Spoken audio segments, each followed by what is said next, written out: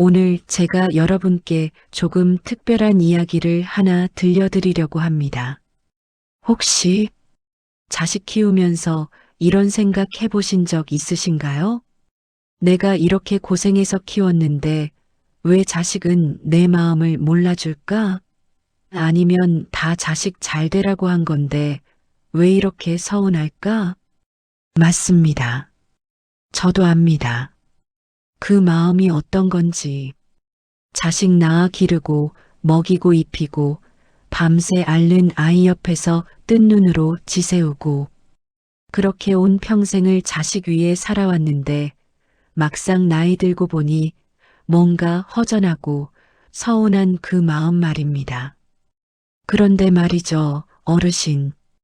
2500년 전에 부처님께서 이미 이 문제에 대해 아주 명쾌한 답을 주셨다는 거 아십니까? 부처님은 이렇게 말씀하셨습니다. 부모와 자식은 은혜로 만나는 게 아니라 업으로 만난다. 처음 들으면 좀 차갑게 들릴 수도 있습니다. 하지만 이 말씀 안에 우리가 평생 자식 때문에 가슴 아파하고 서운해하던 그 모든 문제의 답이 들어 있습니다. 오늘 이 시간 여러분과 함께 부처님 말씀을 천천히 들여다보면서 왜 자식이 내 뜻대로 안 되는지, 왜 효도를 바라면 바랄수록 더 서운해지는지, 그리고 어떻게 하면 이 나이에 진짜 편안한 마음으로 자식들을 바라볼 수 있는지 그 이야기를 나눠보겠습니다. 끝까지 들으시면 아마 여러분 가슴속에 품고 계셨던 그 무거운 짐 하나가 스르륵 풀리는 걸 느끼실 겁니다. 자, 어르신. 먼저 제가 한 가지 여쭤보겠습니다. 우리 세대는 뭐라고 배우며 살아왔습니까? 자식은 부모의 은혜를 알아야 한다. 효도는 백행의 근본이다. 이렇게 배웠죠? 그래서 우리는 당연히 생각했습니다. 내가 이렇게 고생해서 키웠으니 자식이 나를 섬기는 건 당연하다. 내가 베푼 은혜를 자식이 갚는 게 도리다. 그런데 말입니다. 제가 지난주에 경로당에서 할머니 한 분 만났습니다. 75 되신 분인데 그분이 하시는 말씀이 스님, 저는 자식 셋을 키웠습니다. 큰아들은 미국 가서 잘 살고 둘째 딸은 서울서 의사하고 살고 막내 아들은 사업해서 제법 됩니다. 그런데 그분이 눈물을 글썽이시면서 이러시더군요. 그런데 왜 이렇게 외롭습니까? 명절에도 얼굴 한번 보기 힘들고 전화해도 바쁘다고. 제가 뭘 잘못한 걸까요? 여러분, 이 할머니 이야기가 남의 이야기입니까? 아닙니다. 우리 대부분의 이야기입니다. 그런데 여기서 부처님께서 던지시는 질문이 있습니다. 그대는 정말로 자식을 위해 희생했는가? 아니면 그대 자신의 욕심을 채우기 위해 자식을 키운 것은 아닌가? 이게 무슨 말씀입니까? 잠깐 화내지 마시고 제 이야기 좀 들어보십시오. 재미있는 이야기 하나 들려드릴 테니까요. 옛날 어느 마을에 아들 하나를 둔 과부가 살았습니다. 남편 일찍 여의고 그 어미는 아들 하나 잘 키우는 게 평생 소원이었습니다. 품팔이 삭바느질 안 해본 일이 없었습니다. 손에 굳은 살이 박이고 허리가 휘어도 아들만 보면 힘이 났습니다. 우리 아들 과거 보게 하겠다. 우리 아들 출세시키겠다. 그렇게 10년, 20년. 아들은 장원급제를 했습니다. 어미의 소원대로 높은 벼슬까지 했습니다. 그런데 말입니다. 그 아들이 어미를 모셨을까요? 아닙니다. 벼슬하러 멀리 가면서 어미를 시골에 두고 갔습니다. 어머니, 제가 자리 잡으면 모시러 오겠습니다. 그 말 한마디 남기고 떠났습니다. 그리고 3년이 지나도 5년이 지나도 소식이 없었습니다. 어미는 매일같이 대문 앞에 나가 기다렸습니다.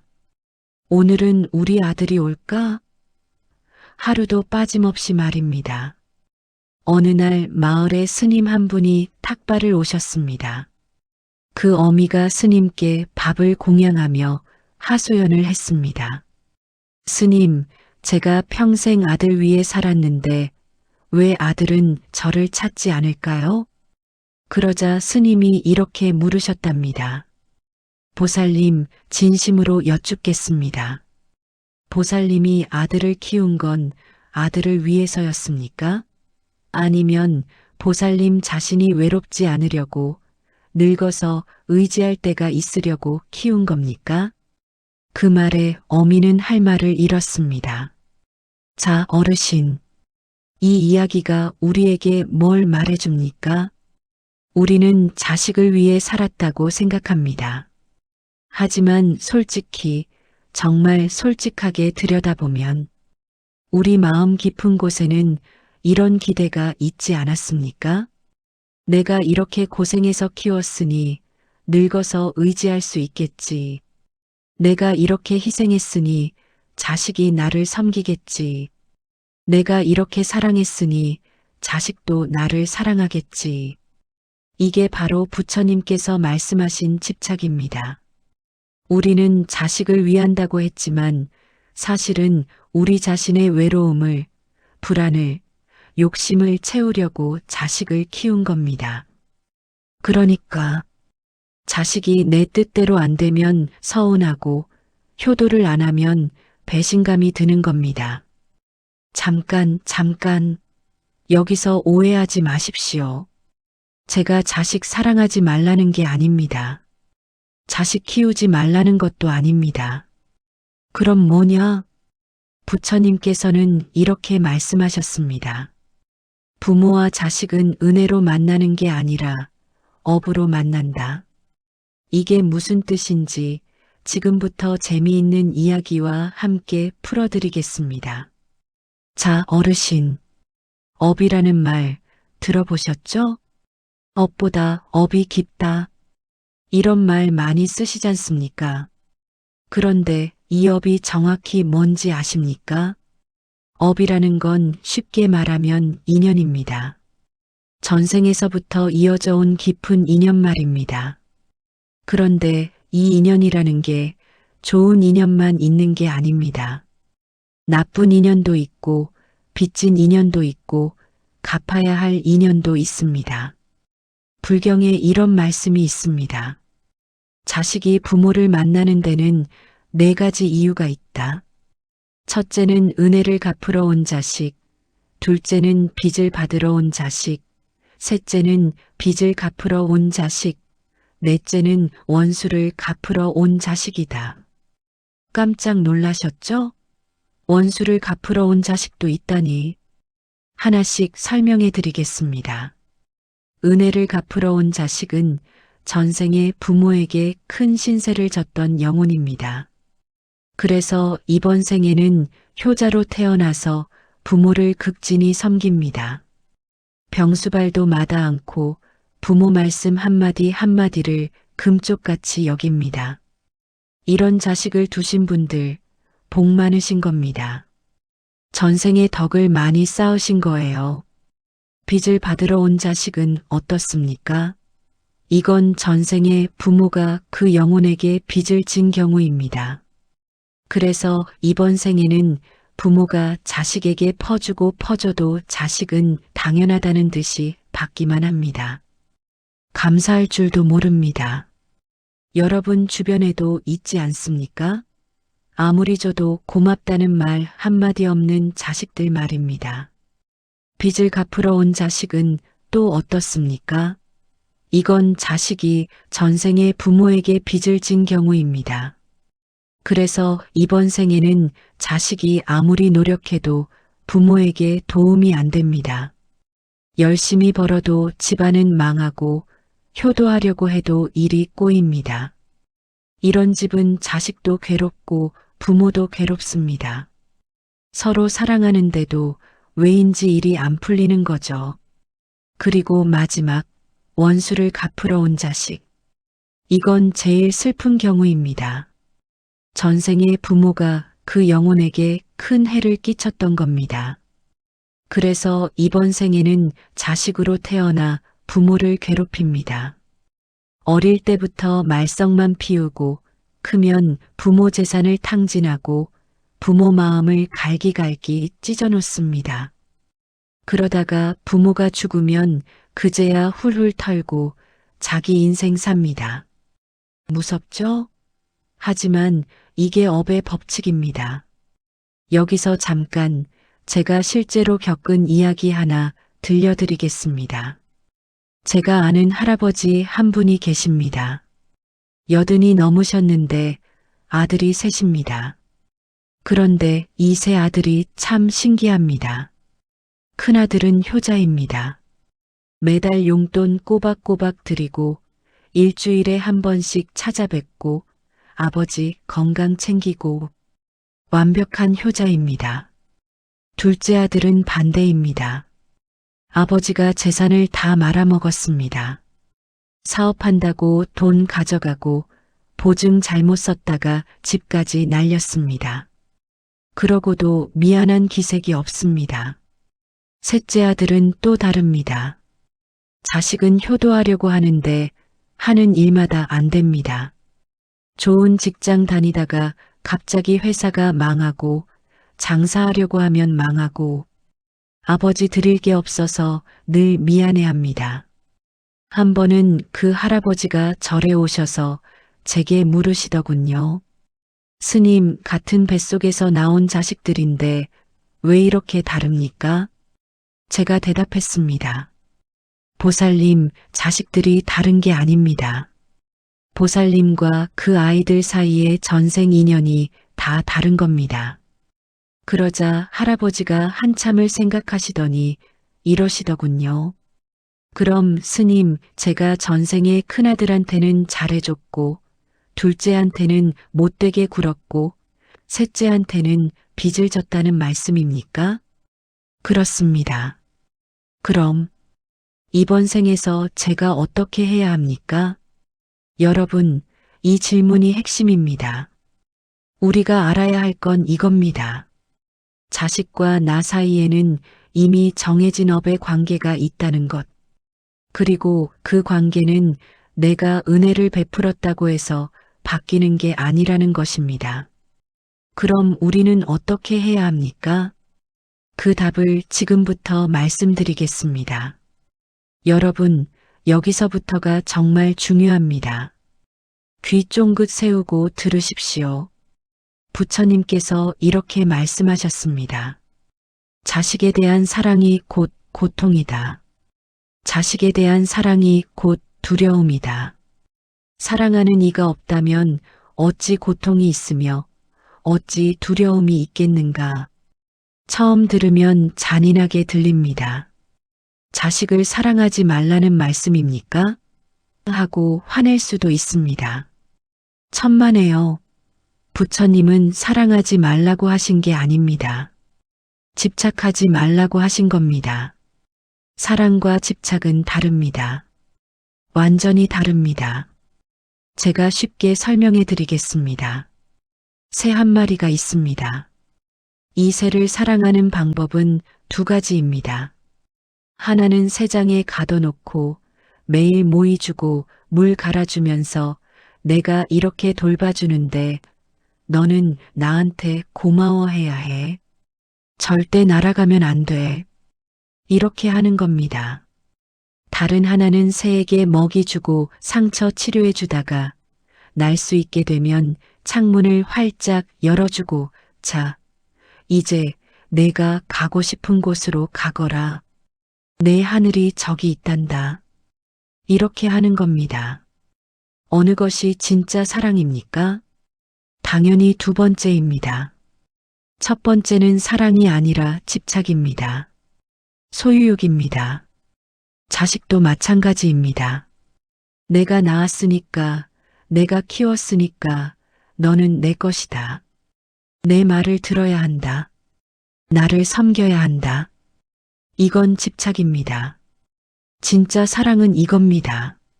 내가 너를 이 세상에 태어나게 해준 건 내가 내 인생을 살라고 한 거야. 내가 가고 싶은 길을 가거라. 내가 바라는 건 오직 내가 행복한 것뿐이다. 그런데 말입니다. 이렇게 말하면 또 이런 분들이 계십니다. 스님, 그럼 자식이 잘못된 길로 가도 그냥 놔둬야 합니까? 아니요. 그것도 아닙니다. 여기서 부처님의 지혜가 빛을 발합니다. 옛날에 이런 일이 있었습니다. 부처님 제자 중에 안한다라는 분이 계셨습니다. 어느 날 안한다가 부처님께 여쭤봤습니다. 세존이시여, 제 친구가 아들 때문에 고민입니다. 그 아들이 나쁜 친구들과 어울려서 도박을 하고 술을 마십니다. 아버지가 아무리 타일러도 듣지 않습니다. 어찌해야 합니까? 부처님께서 대답하셨습니다. 안한다여, 그 아버지에게 이렇게 전하라. 아들이 나쁜 길로 간다고 해서 화를 내거나 슬퍼하지 마라.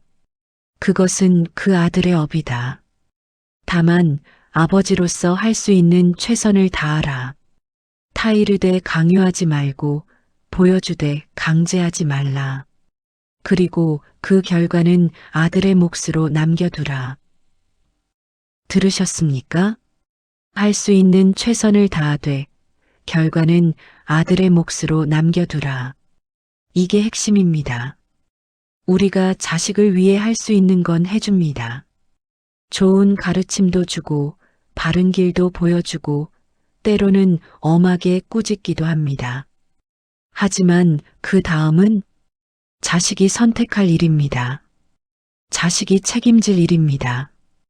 우리가 자식의 인생을 대신 살아줄 수는 없습니다.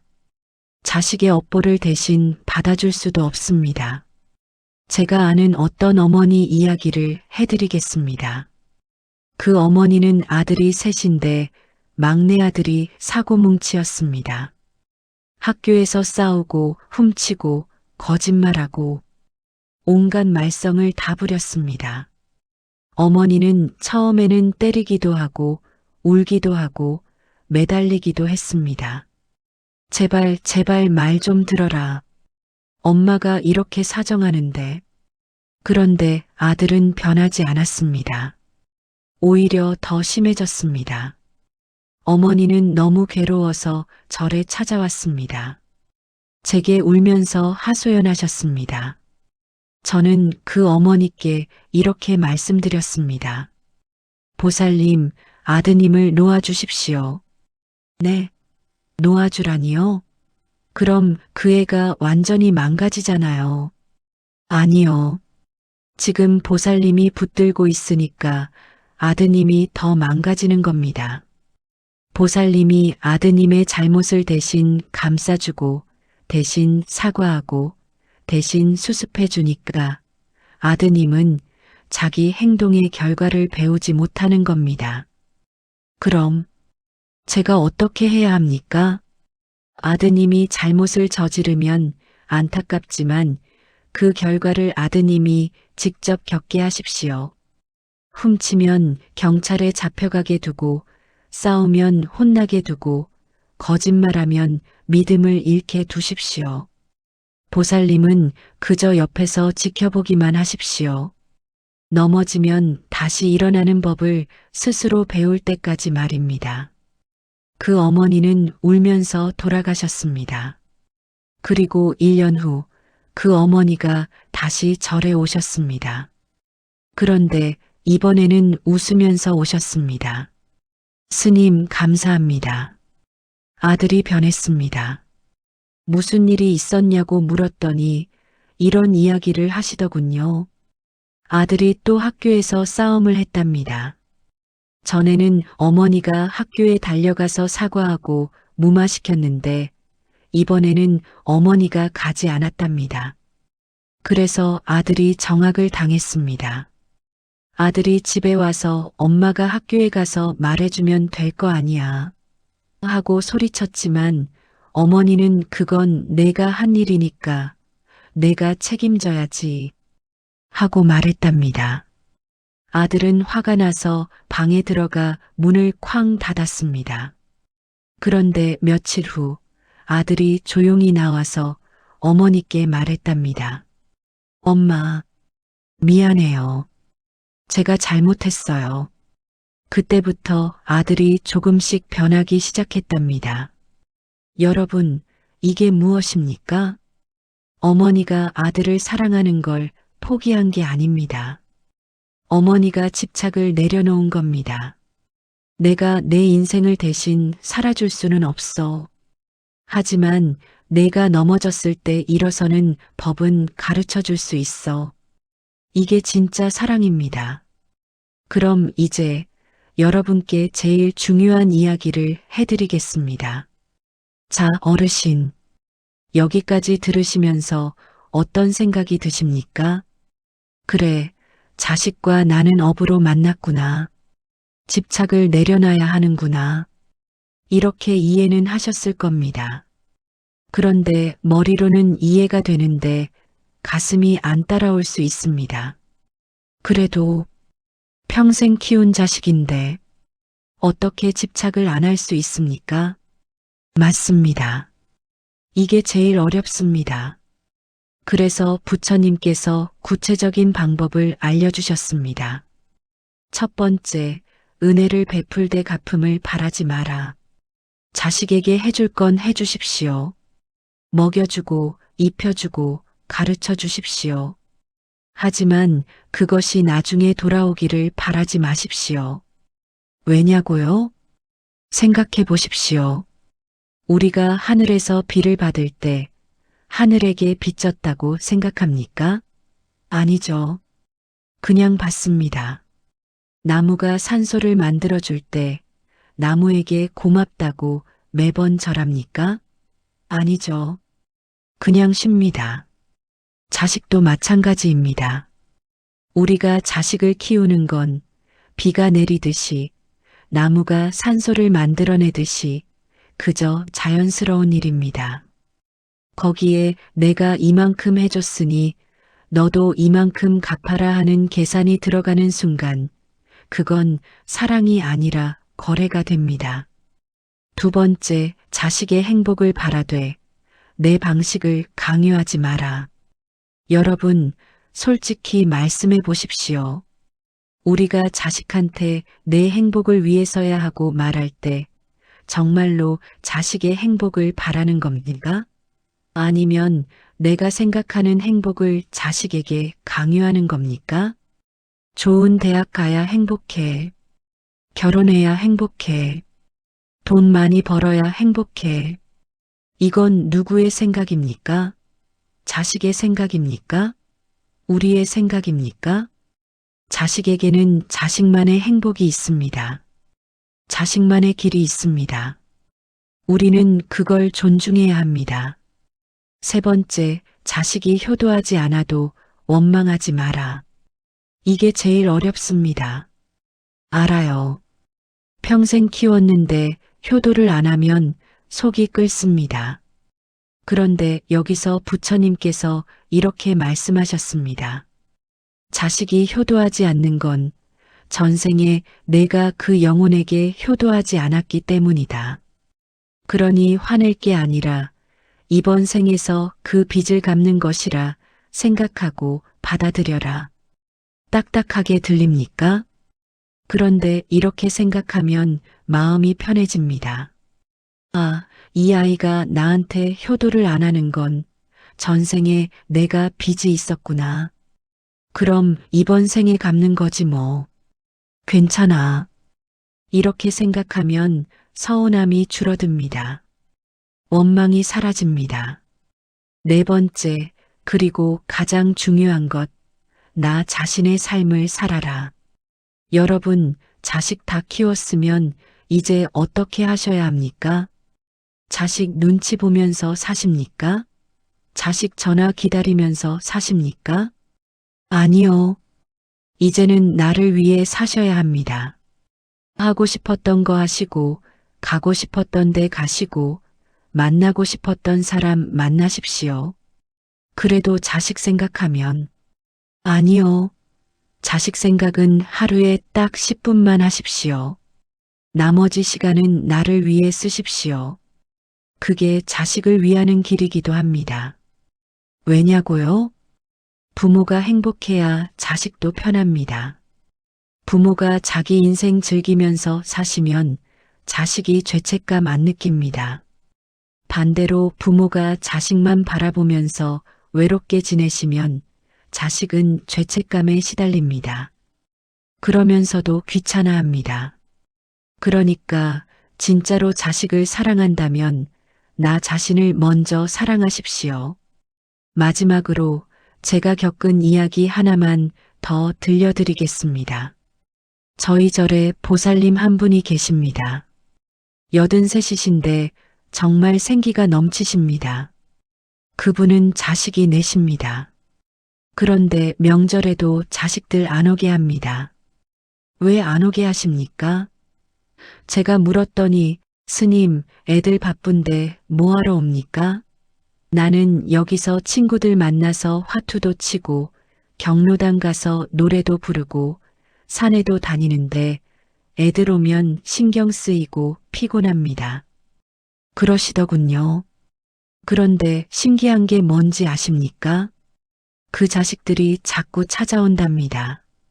어머니가 안 오라고 하는데도 말입니다. 왜 그럴까요? 어머니가 자식한테 기대지 않으니까 자식들이 오히려 어머니를 보고 싶어 하는 겁니다. 어머니가 당신 인생을 즐기시니까 자식들이 걱정이 없어서 편한 마음으로 찾아오는 겁니다. 이게 바로 놓아주니 더 가까워진다는 진리입니다. 여러분, 이제 정리해 보겠습니다. 부모와 자식은 은혜가 아니라 업입니다. 전생의 인연으로 만난 것이고 이번 생에서 그 인연을 풀어가는 겁니다. 그러니 집착하지 마십시오. 자식을 사랑하되 소유하지 마시고 베풀되 갚음을 바라지 마시고 자식의 인생은 자식에게 맡기시고 여러분은 여러분의 인생을 사십시오. 그러면 어떻게 됩니까? 여러분도 편하고 자식도 편합니다. 여러분도 행복하고 자식도 행복합니다.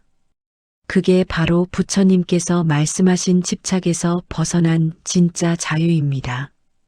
오늘 이 이야기 들으시고 집에 가시는 길에 한번 생각해 보십시오. 그래, 이제 내 인생을 살아볼까? 그 생각이 드시는 순간 여러분 가슴에 있던 무거운 짐 하나가 스르륵 내려가는 걸 느끼실 겁니다.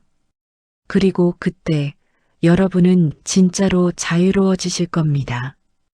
오늘도 말씀이 좋으셨다면 좋아요, 구독, 댓글 부탁드립니다.